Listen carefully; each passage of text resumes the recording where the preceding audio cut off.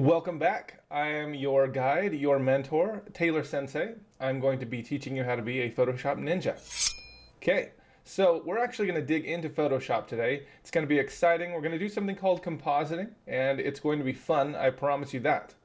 Today's episode is called Cut It Out. Why? Because it's all about selections in Photoshop. So we're going to start easy. Those of you who have already mastered Photoshop or think you have, you may find some of these lessons in the beginning easy. That's okay. Your job is to help other people and do some cool stuff that will impress the teacher. That way you can ascend to level 2, maybe even level 5. For the rest of us, we're going to move slowly and learn Photoshop at a decent rate. We'll continue to get more and more advanced as we go along. So let's get started. What I want everyone to do first is go to Window, Workspace, and let's go ahead and reset Essentials. Let's make sure that we're all looking at the same Photoshop before we get going. So I'll hit Reset Essentials. It'll pop the toolbar over here. Move some stuff around. Photoshop has a lot of menus, so I want to make sure we're all on the same page. Again, those steps: Window, Workspace, Reset Essentials, in case you're somewhere else on Photoshop. Cool. Now that we both have the same starting place, let's open up two images. I've gone ahead and in your Moodle course, Day 3 Cut It Out, I've included two images for you, City Street and Pikachu. You can go ahead and download those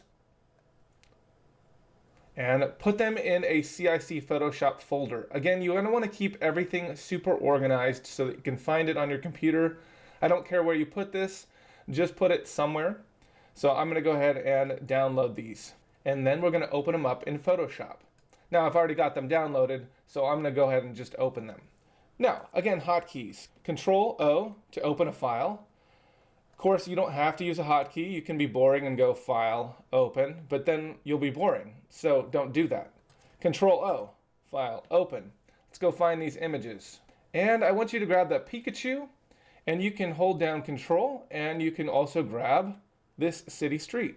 We're going to put Pikachu on the city street in Photoshop. Go ahead and hit Open, and it's going to open up both files for us. And we can see that there's tabs here with the two files. We're going to spend some time here with the Pikachu file first. So just make sure you have these two files open in Photoshop. Okay, let's get moving. Now, before we start editing this layer, you'll notice it's called a background layer. Okay, and it's locked. To unlock this, we can just double click on it and hit OK. We could call it something I highly recommend keeping organized. Now, creative people don't like being organized. I know, because I'm creative. However, after many decades in the industry, and now my 7th year teaching, it's extremely important to stay organized. So, I'm going to call this Pikachu. I don't care if you can't spell. Just name it something that sounds like Pikachu, like Achu or Sneeze. I don't care. Yellow goofy dinosaur. I could go on forever. Hit OK. Now this is a normal layer. So what we want to do is remove him from this white background. Lots of ways to do that in Photoshop. We're going to teach you several. If you already know some super secret ninja moves to remove backgrounds, please don't show them with your neighbor just yet. We'll get there. So I want you to go over here to selection mode and go to magic wand tool. And we can just click right here, anywhere on the white, and it will go ahead and select all the white for us. See these little ant marches is I think what Erickson likes to call them. I just call them the squiggly lines of selection. These are allowing us to select this area and delete it. So we can hit delete key and boom, we see these checkered boxes. That just means there's no background now. However, we still have these little areas right here. You can also, with the selection tool, click in these selection areas and hold down the shift key, and then you can select all of them and hit delete. Okay? Now we still have these little squiggly lines here, so this is a hotkey you really need to know. It's super important, so please memorize it. Control D will deselect these. Otherwise, I will be stuck here editing this, and it's one of those common pitfalls of Photoshop. You'll be editing, you'll make a selection, you'll forget that you made a selection, and then when you try editing with like a paintbrush tool or something, it won't be doing anything at all, and you'll wonder, why did Photoshop crap out on me? It didn't. You didn't deselect. So deselect. Control D, deselect. Memorize it. Control D. Okay. Now we've got Pikachu. And he's got no background, which is awesome. So now we can put him on this city street. But first, I want to talk to you about alpha channels. Alpha channels are really cool. Some of you know what they are. An alpha channel is an extra channel. Let's go over here to channels. You usually have red, green, and blue, right? Red, green, and blue channels. I'm not going to get into color theory right now, but those are the common channels in RGB, which is your screen technology. It's a little bit different for print technology, but basically there are color channels in an image file. Okay, you can also add an extra channel called an alpha channel. And those of you who are going into 3D animation, you can add actually way more channels than that. But for the purpose of today, I want to explain what an alpha channel is and how useful it is. We could take this image and move it right over and composite it in Photoshop. But we can also save this image of Pikachu so that we can use him later, not just on the city street, but anywhere we want, on a presentation, on a personal project, in an animation. So we want to maintain this no background here, or this alpha channel that will have him all cut out for us. Let me illustrate for you.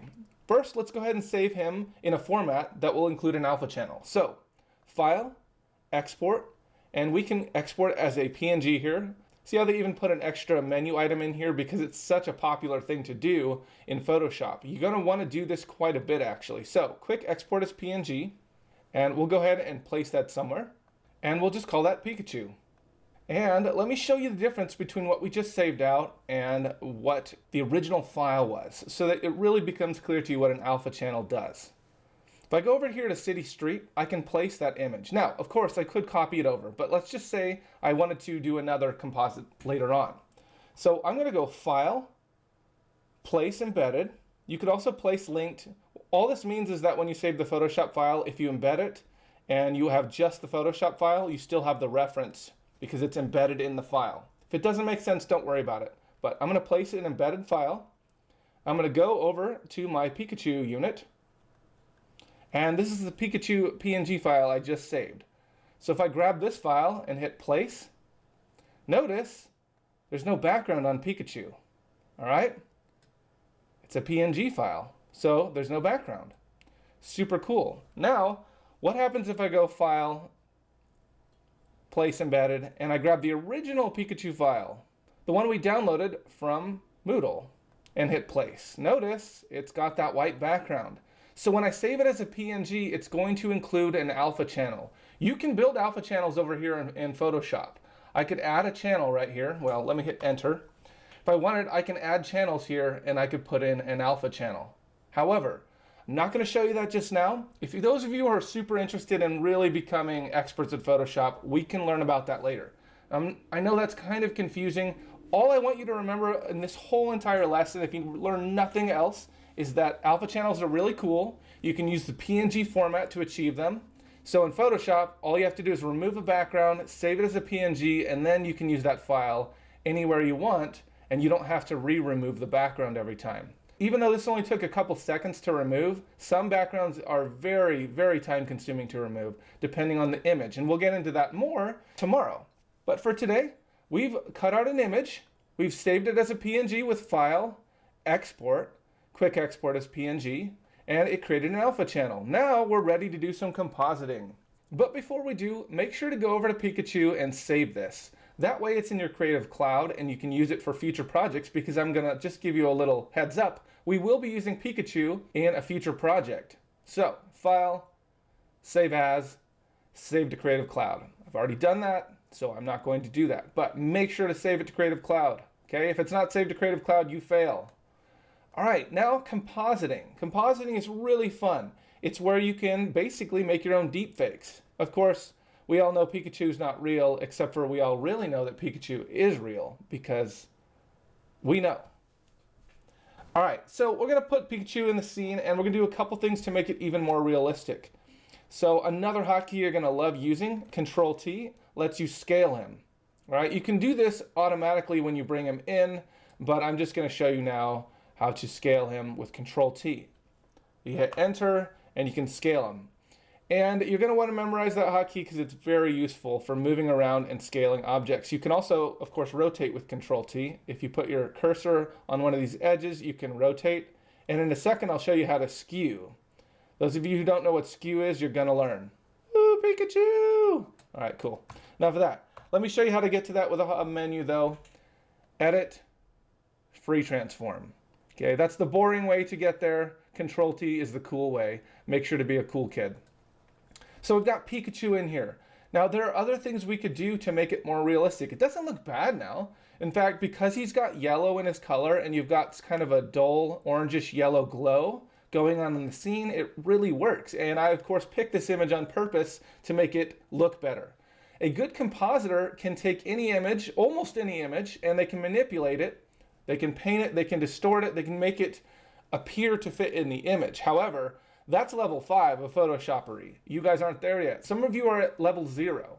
But if you pick a good scene, then it will make it a lot easier to composite. I'm going to show you one little thing about how to make this composite work better, because it's all about tricking someone's subconscious mind into believing that what they're seeing is true, aka the deepfake. So let's go over here to Layer menu. We're actually going to duplicate Pikachu and then make some edits on him.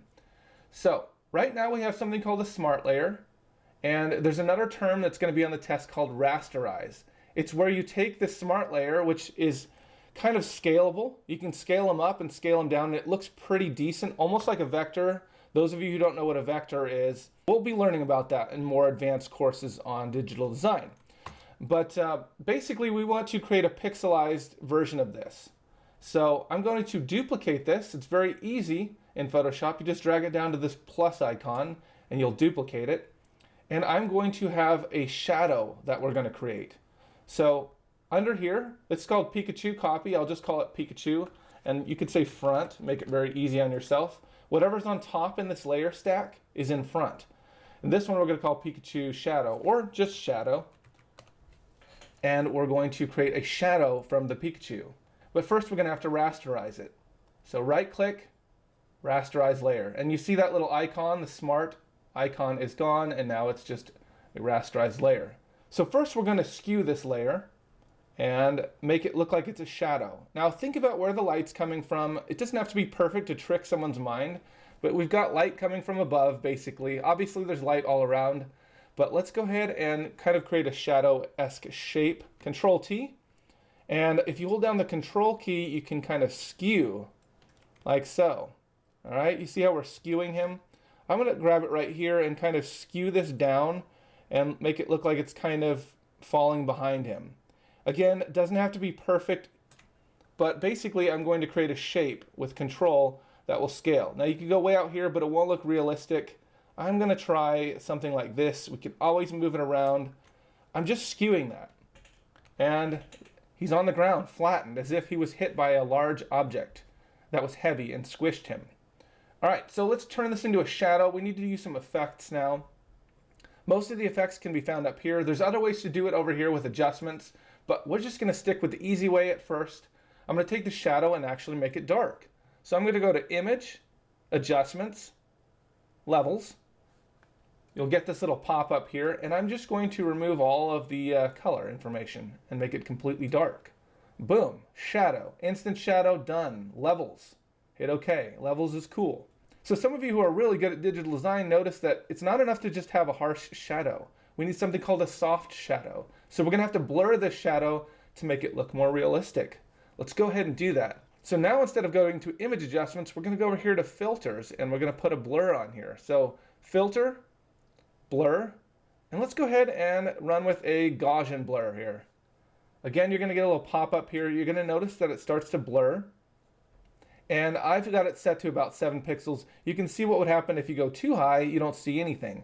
So I'm going to recommend somewhere in this vicinity, 7.6 pixels. That looks pretty good to me. You can go a little higher, mess with it, play around. This is your job right now, is to learn kind of what looks good by trying, and hit OK. There, we've blurred the shadow. Looks better, but it's still darker than all the other shadows in the scene, right? So we're going to talk about opacity.